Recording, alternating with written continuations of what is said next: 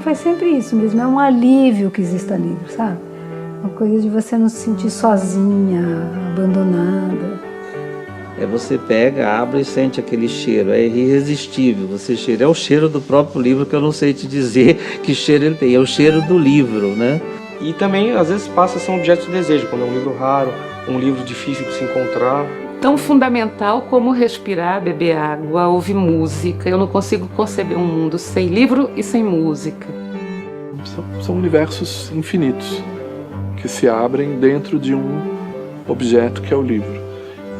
Eu sempre falo uma frase que tinha no marcador de livros que eu ganhei dos meus avós, que dizia assim: uma sala sem livros é como um corpo sem alma.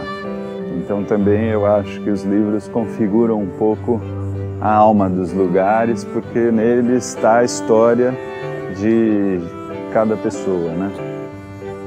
E de muitas pessoas ao mesmo tempo também.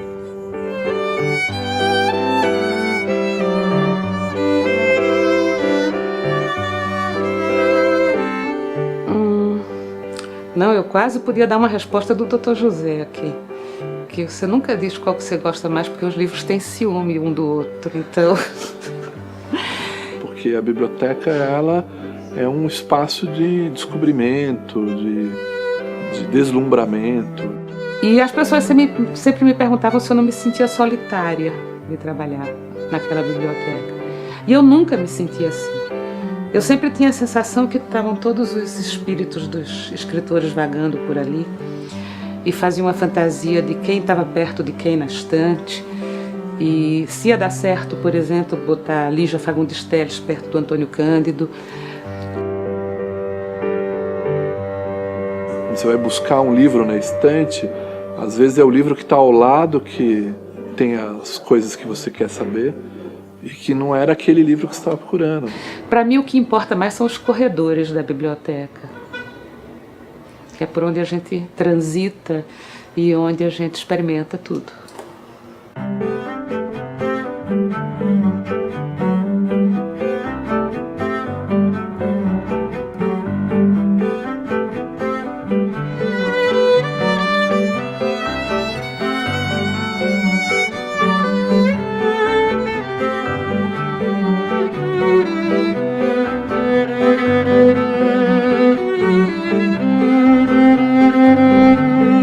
São esses milhares de personagens, né, que se reuniram a partir da história de vida dos meus avós num lugar que foi a casa deles até hoje e que vão se mudar para cá, para a universidade, né?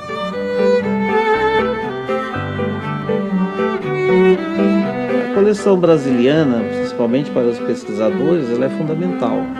Bom, eu acho que é a maior coleção de livros sobre o Brasil do mundo, né? Onde ele conseguiu agrupar obras de história, obras sobre os primórdios da medicina, as primeiras impressões brasileiras, obras sobre jesuítas, seja que assunto ou que ramo for dos estudos brasileiros. José de Alencar, Machado de Assis, Guimarães Rosa, então todos os grandes autores brasileiros estão lá representados, suas primeiras edições, seus primeiros trabalhos. É um monumento no sentido de que é um patrimônio da cultura brasileira que deve ser preservado e sustentado para as futuras gerações, mas ela é também um instrumento da cultura, na medida em que o usufruto dessa biblioteca produz transformações na cultura, amplifica a nossa cultura. Garante que o Brasil também tenha guardado de uma maneira muito digna essa sua história, essa sua alma, né?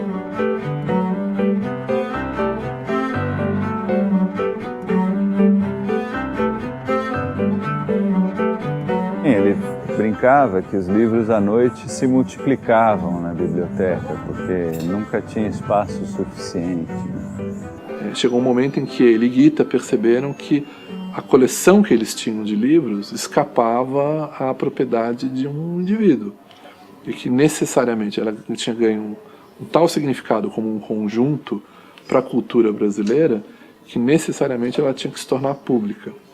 E ele escolheu a Universidade de São Paulo para abrigar essa coleção. que o mais importante desse processo de colecionar, de reunir, é difundir, né? É transmitir esse vírus, é difundir esse conhecimento, não é só concentrar, é o oposto de concentrar, é realmente tornar isso absolutamente acessível e nessa linha da generosidade. Ao mesmo tempo em que o prédio é construído, fazer uma oferta digital dos livros na internet, que era uma ideia de ampliar o acesso a essa coleção. Justamente porque ele não é só o conjunto material dos livros, né? Ele é um conjunto de histórias. Quer dizer, cada livro tem a sua história. O Dr. José, eu acho que um bibliófilo é um amante dos livros. Ele era um bibliófilo. Agora, ele era um leitor. Ele tinha uma biblioteca porque ele gostava de ler. Embora ele dissesse sempre que o processo da procura do livro fosse muito mais emocionante do que o momento em que você consegue o livro. Porque uma vez que você conseguiu, acabou a busca. Ele vai estar ali na sua estante e vai estar acessível. Então, tem histórias de passar anos procurando uma edição específica e aí conseguir encontrar. Porque se você pega, por exemplo, a Moreninha e o Guarani, que tiveram grandes tiragens e foram os romances mais lidos no Brasil no século XIX, você conhece 3 exemplares da primeira edição do Guarani. Ele contava que ele tinha, eu acho que eu cheguei a ver uma vez, uma metade da primeira edição do Guarani. Sempre perseguiu muito ter esse livro, não conseguia comprar o livro. E aí ele conta que ele teve a notícia de que havia esse livro. Pertencia a um grego, esse exemplar foi a leilão numa primeira vez e ele não estava, ele estava viajando e ele não comprou e nem presenciou o leilão. Passados uns anos, esse exemplar foi novamente a leilão e ele falou para um amigo que ele queria comprar o livro e esse amigo ia estar presente ao leilão e ele deu uma média de preço e o livro alcançou um valor um pouco maior e o amigo não comprou. E passaram-se outros tantos anos, o livro, alguém disse para ele, você sabe que o grego está colocando novamente o Guarani no leilão? Ele foi. Até, se não me engano, foi na Inglaterra para poder comprar o livro. Acabou conseguindo comprar o livro, ficou muito contente e satisfeito. Bem, agora eu tenho esse livro, um livro maravilhoso. E aí ele disse que então subiu no avião, botou o livro numa pasta e tal. E na troca de avião ele deve ter cochilado, o livro ficou lá e ele, quando chegou em São Paulo, o livro não estava mais com ele. O livro tinha se perdido no meio do caminho. Ele ficou obviamente arrasado, né?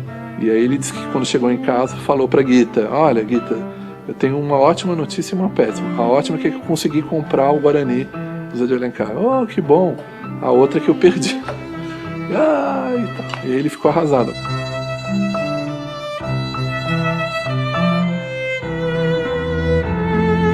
Mas era um voo da Air France, acho que, se eu não me engano, uma das filhas conhecia, uma era uma moça da Air France. Ele tinha dito, olha, se vocês encontrarem um livro, me falem.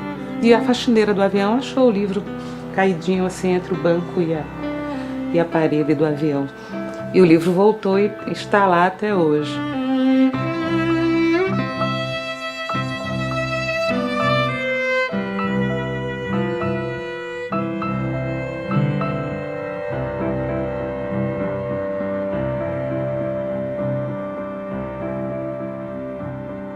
O que lembra eles é desde o cheiro do livro antigo, até o papel, até o objeto, até o sentar para ler. Quando o livro saía do lugar e eu não achava, meu primeiro suspeito era ele, sempre. Porque ele tinha um quê de desordeiro, assim, para deixar as coisas desordeiro no sentido de deixar um livro em qualquer lugar. E às vezes acontecia de um livro desaparecer e não ter santo que fizesse a gente achar. E ele tinha uma coisa de repente, sonhar à noite e lembrar, acordar dizendo assim, não, eu sei onde eu botei esse livro.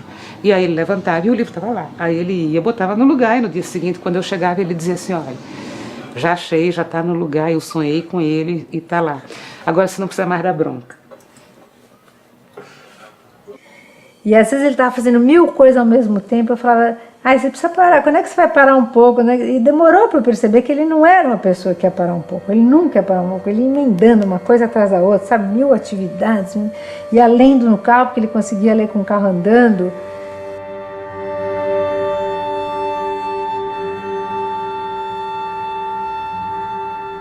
Não dá para pensar no José sem a Gita e na Gita sem o José. É quase que indissociável, né? A figura dos dois em relação ao livro. Ela era uma encadernadora, ela é uma pessoa que tinha uma paixão.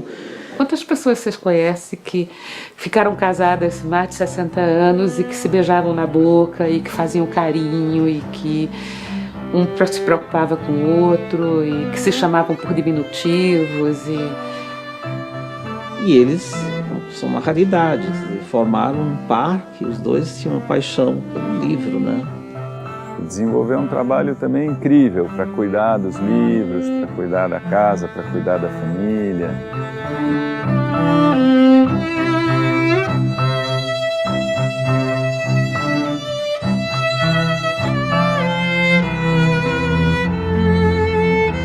Talvez o principal legado seja esse do otimismo, da alegria de viver.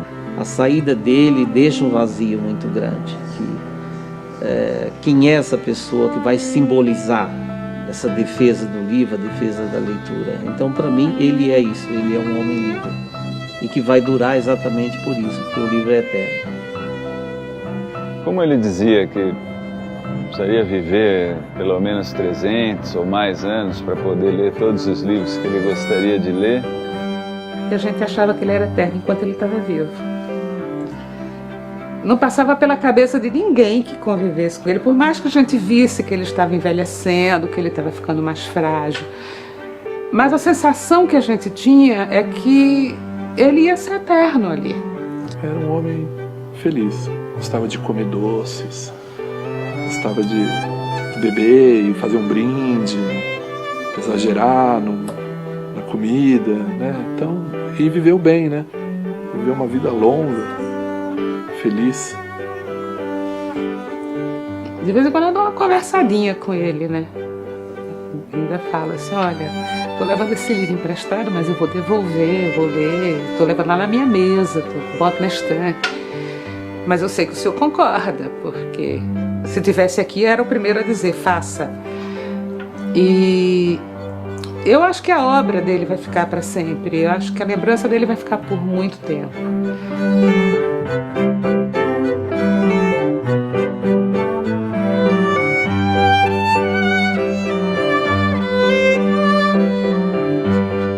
E acreditava que o desenvolvimento da cultura e dos brasileiros se daria através da leitura, porque a leitura ela liberta o homem, ela engrandece os espíritos, mas constrói a liberdade dentro dos indivíduos. Ele era um brasileiro acima de qualquer coisa, né? Sempre falou isso quando perguntavam se ele tinha vindo da Rússia ou se... ele falava que a origem da família era de lá, que era uma família de judeus, mas que ele era um brasileiro. E ele transmitia aquela coisa que só ele conseguia realmente passar. Ninguém saía imune indo lá e vendo ele mostrar os livros. Pessoas aprendendo a ler, crianças fascinadas com o livro, muitas bibliotecas. Isso era uma coisa que ele sempre quis, que o país tivesse muito mais bibliotecas do que tem. E de preferência cheias de gente lendo lá dentro.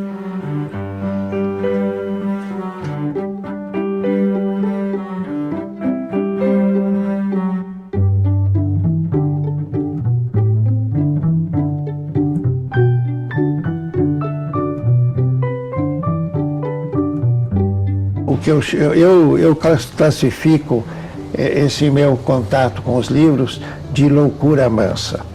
E eu acho que é um tipo de loucura benéfica. E há muitos malucos por aí que ainda vão manter a relação com o livro. Eu não tenho dúvida.